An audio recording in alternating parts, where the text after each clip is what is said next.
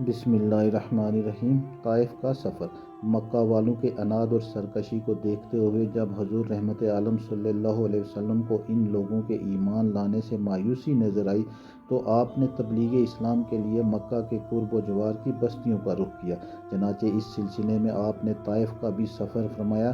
اس سفر میں حضور رحمت عالم صلی اللہ علیہ وسلم کے غلام حضرت زید بن حارثہ رضی اللہ عنہ بھی آپ کے ہمراہ تھے۔ طائف میں بڑے بڑے عمرا اور مالدار لوگ رہتے تھے۔ ان رئیسوں میں عمیر کا خاندان تمام قبائل کا سردار شمار کیا جاتا تھا۔ یہ لوگ 3 بھائی تھے، عبد یا لیل، مسعود، حبیب۔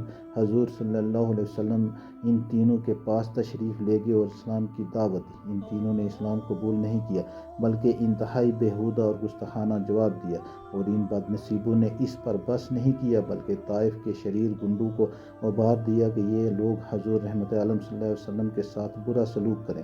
چنانچہ بچوں لفنگوں کا یہ شریر گروہ ہر طرف سے آپ پر ٹوٹ پڑا اور یہ شرارتوں کے مجسمے آپ پر برسانے لگے، یہاں تک کہ آپ کے مقدس پاؤں زخموں سے لہو لہان ہو گئے اور آپ کے موزے اور نالین مبارک خون سے بھر گئے۔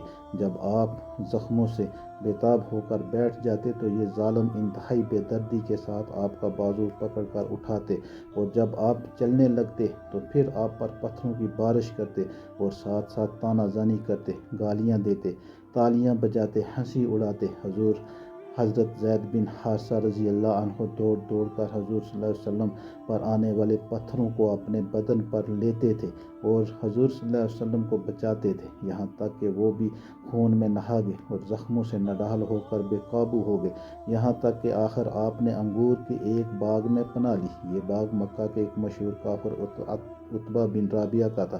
حضور صلی اللہ علیہ وسلم کا یہ حال دیکھ کر عتبہ بن رابعہ اور اس کے بھائی شیبہ بن رابعہ کو آپ پر رحم آ گیا، اور کافر ہونے کے باوجود خاندانی حمیت نے جوش مارا، چنانچہ ان دونوں کافروں نے حضور صلی اللہ علیہ وسلم کو اپنے باغ میں ٹھہرایا اور اپنے نصرانی غلام عداس کے ہاتھ سے آپ کی خدمت میں انگور کا ایک خوشہ بھیجا۔ حضور صلی اللہ علیہ وسلم نے بسم اللہ پڑھ کر خوشے کو ہاتھ لگایا تو عداس تعجب سے کہنے لگا، اس اطراف کے لوگ تو یہ کلمہ نہیں بولا کرتے۔ حضور صلی اللہ علیہ وسلم نے اس سے دریافت فرمایا کہ تمہارا وطن کہاں ہے؟ عداس نے کہا کہ میں شہر نینوا کا رہنے والا ہوں۔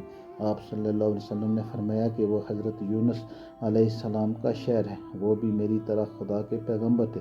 یہ سن کر عداس آپ کے پاؤں چومنے لگا اور فوراً ہی آپ کا کلمہ پڑھ کر مسلمان ہو گیا۔